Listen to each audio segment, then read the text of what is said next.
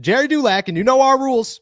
Dulac talks, you listen, says that, well, Najee Harris is a free agent, didn't get his fifth-year option picked up. Everybody thought he was done. We thought he was gone. We've been thinking he's gone. I think I've answered that question more than any other question ever of, is Najee Harris coming back to the Steelers? No. That you could go back to June, and I said no.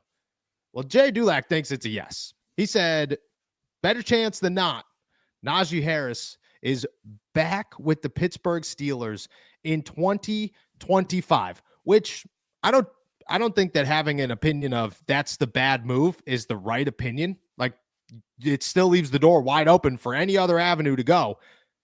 But I think that's the biggest thing here is, for one, if you're going to pay Najee Harris $9 million, I think, honestly, that's a mistake by the Pittsburgh Steelers. That's the only But is that what he means by that? Or does he mean that Najee Harris isn't going to get $9 million?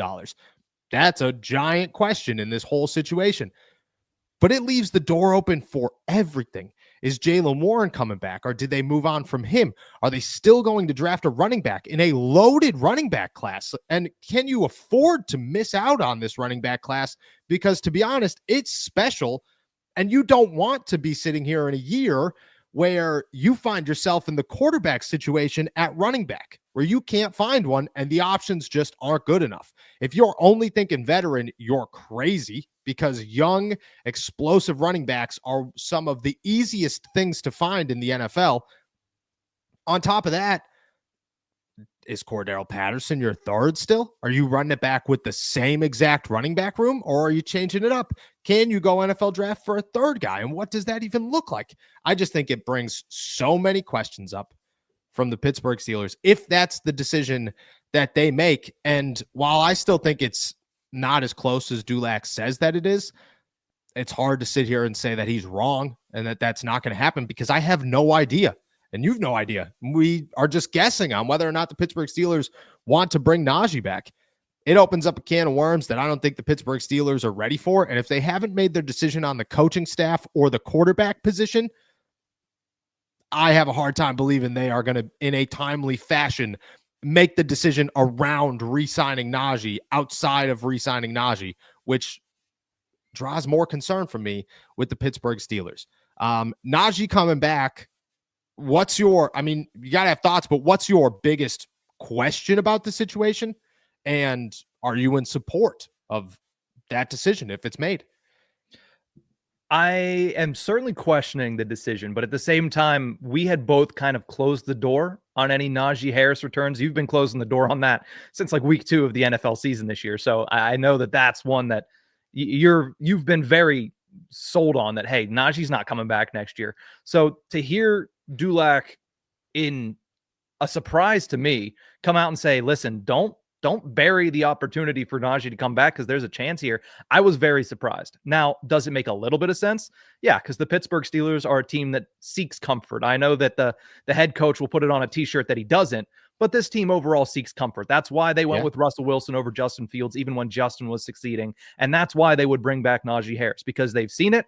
It has worked. Even though it has not worked to the greatest extent, it is something that they can trust and they can fall back on. And that's something that this organization does time and time again. Do I agree with it? No, I don't agree with it. I think that if you're able to get one of the top 5, like you talked about either yesterday or Wednesday, if you can get one of the top 5, you are taking a risk, yes, because you might not have the big 3, which is dependability, durability, and there was another one that he said there. That might be reliability. Reliability is the other one. Yeah, you might not have all 3 of those or be guaranteed all 3 of those, but I think the ceiling is higher. And right now where the Steelers are at, the fact that they've been in the mediocre middle for the last 5-10 years, you need something that is going to raise the ceiling, even if it comes at the expense of not being a guarantee. And I think if you get one of the top 5 running backs in this draft class that we talked about the other day, I think this opportunity for a higher ceiling is there. If you bring back Najee, you're just going to have the same exact ceiling that you've had the last 4 seasons at that position. And again, do you expect anything to change if that's the case? Do you think that there's a chance Najee comes back as the backup, or like the guy that transitions into the backup behind a rookie? Super Bowl 59 is right around the corner, and it's the perfect time to get in on the action with my partners at DraftKings Sportsbook. Right now, they're giving all new customers $200 in bonus bets instantly after betting just $5. This is your shot to make every last play a moment to be remembered. Don't wait. Download the DraftKings app now and sign up using our code ALLSteelers. The crown is yours. Stay in on the action and use your $200 in bonus bets on DraftKings same game parlays for a shot at an even bigger payout. Combine multiple bets together from the same game. I do it all the time. Love the thrill of live betting? DraftKings has got you covered.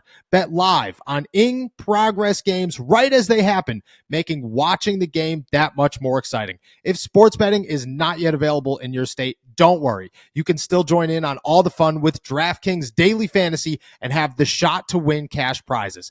Download the DraftKings Sportsbook app now. New customers use my promo code ALLSteelers and bet just $5 on any wager and get $200 in bonus bets instantly.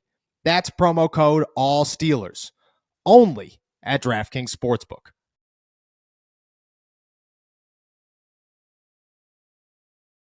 He would have to transition. By the end of his contract there, if he signs a 3-year deal, he'd be, 6-7 years deep? And at that point, in the There's amount no of chance, played, Najee. You think Najee would sign? Did Dulac say that in the article and I missed it?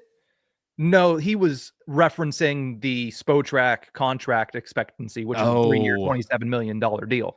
Dude, so if he signs a 3-year deal, no. That's the mistake there. You could bring back Najee, and I don't think I support it, but I also it's if you're going to sign him on a 1-year deal, there are worse things to do.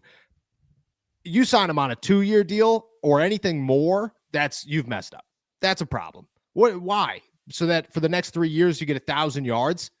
For the next 3 years, you build your offense the same exact way that you've built it. At no point has the Steelers' offense been explosive enough to say we have pieces. Pat Freiermuth is a chance, and to be honest with you, he's a chance. He's a risk. You're risking, is he going to turn into a superstar? I think he is, but I don't think Najee is. I don't see Najee as that same upside that Pat Freiermuth has, just like, re-signing Pickens. If that's your thought process, is we have key pieces, but we just have to build everything around it, you better keep Pickens because he's the only surefire thing you've got on the entire offensive roster. That doesn't make – if you sign him for more than a 1-year deal, you're nuts if you're the Steelers.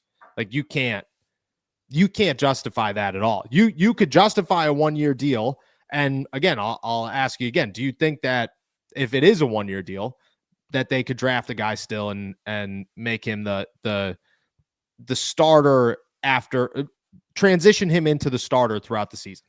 I think it pushes back when they draft that player. And I think they're looking at that player as the running back of the future.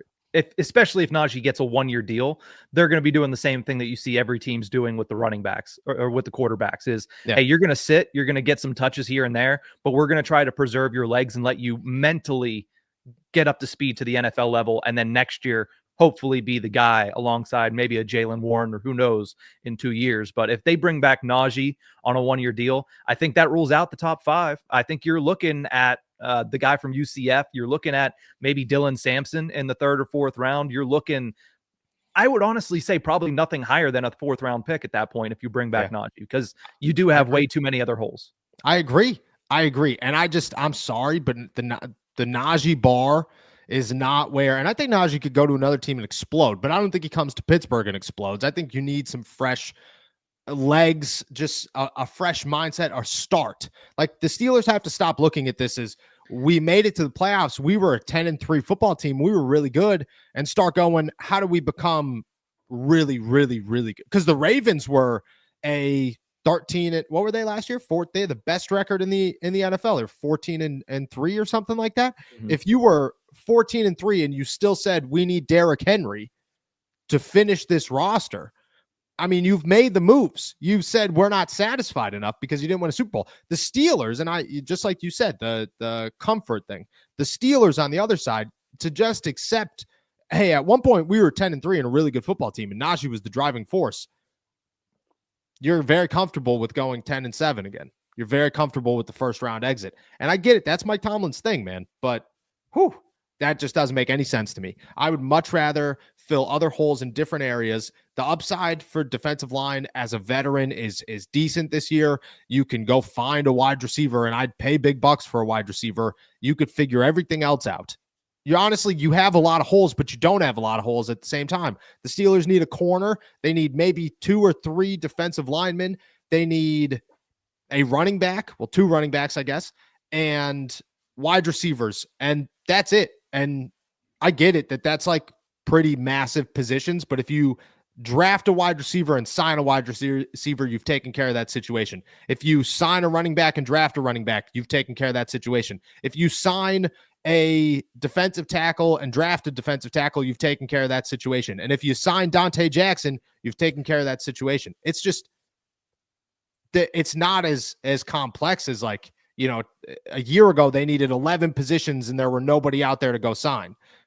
Now they need 5, and you could go get those 5. Those 5 are available to you early in the draft and in free agency with a great mix. I just think that to say we're spending money on Najee and avoiding a running back because we have too many other holes, if that's how they do feel, I strongly disagree. I just think the upside, you're aiming at the wrong positions with the wrong upside in this NFL draft.